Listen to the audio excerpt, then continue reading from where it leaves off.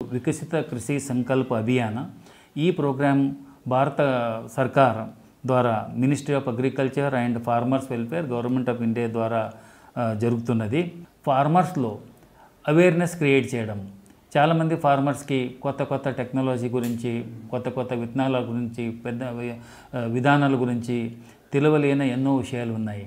ఈ ఒక ప్రోగ్రాంలో scientist, subject matter specialist, agriculture officers, state government agriculture officers directly farmers ఫీల్డ్కి వెళ్తాం అన్నమాట. ఫార్మర్స్ ఫీల్డ్లో ఫార్మర్స్ దగ్గరికే శాస్త్రవేత్తలు వెళ్ళిపోయి సస్టైనబుల్ టెక్నాలజీ గురించి వివరించడం జరుగుతుంది. ఈ ప్రోగ్రామ్ ముఖ్య ఉద్దేశం ఏంటంటే use of soil health card. అంటే సాయిల్ హెల్త్ కార్డ్ ఎలా యూజ్ చేయాలి, సాయిల్ హెల్త్ కార్డ్ ఇంపార్టెన్స్ ఏమి, ఎందుకంటే సాయిల్ కాన్స్టిట్యూయెంట్స్ గురించి ఏమీ తెలియకుండా డైరెక్ట్లీ ఫార్మర్స్ ఫర్టిలైజర్స్ వేస్తున్నారు. ఇది అవాయిడ్ చేయడానికి, అంటే యాక్చువల్లీ సాయిల్ హెల్త్లో ఏముంది, సాయిల్ హెల్త్ దాంట్లో ఏం తక్కువ ఉన్నాయి, ఏం ఎక్కువ ఉన్నాయని ముందు దాని గురించి ఒక అనలైసిస్ చేసి యాక్చువల్లీ ఏం కావాలి ఆ ఫర్టిలైజర్స్ మాత్రం ఇవ్వాలి. ఇంకా ఒక ముఖ్య ఉద్దేశం, చాలా గవర్నమెంట్ స్కీమ్స్, పాలసీస్ ఫార్మర్స్కి తెలియలేదు. సో ఈ పాలసీస్ గురించి వివరంగా చెప్పడము ఈ ప్రోగ్రామ్ ఒక ఉద్దేశము.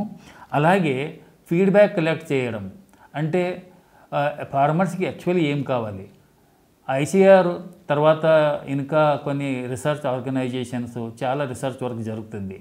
బట్ ఫార్మర్స్కి ఏం కావాలి అంటే ఫీల్డ్ లెవెల్లో, గ్రాస్ రూట్ లెవెల్లో యాక్చువల్లీ ఏం కావాలి అది కనుక్కొని అదేవిధంగా ఒక ఫీడ్బ్యాక్ దొరుకుతుంది అన్నమాట.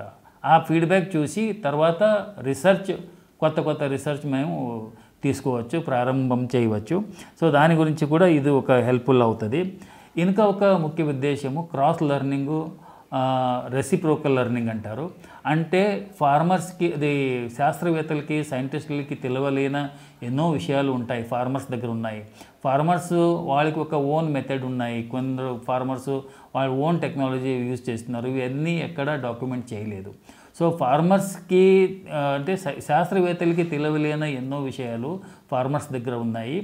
వాళ్ళని మేము అర్థం చేసుకొని ఒక డాక్యుమెంటేషన్ చేయాలన్నది కూడా ఒక ముఖ్య ఉద్దేశం. ఇవన్నీ కాకుండా న్యాచురల్ ఫార్మింగ్ ప్రమోట్ చేయడము, ఐసీటీ టెక్నాలజీ, తర్వాత డ్రోన్ టెక్నాలజీ, నానో ఫర్టిలైజర్స్, ఇవన్నీ ఎలాగ వాడాలి, ఎలాగ యూజ్ చేయాలి అన్నది కూడా ఫార్మర్స్కి చెప్పడం జరుగుతుంది.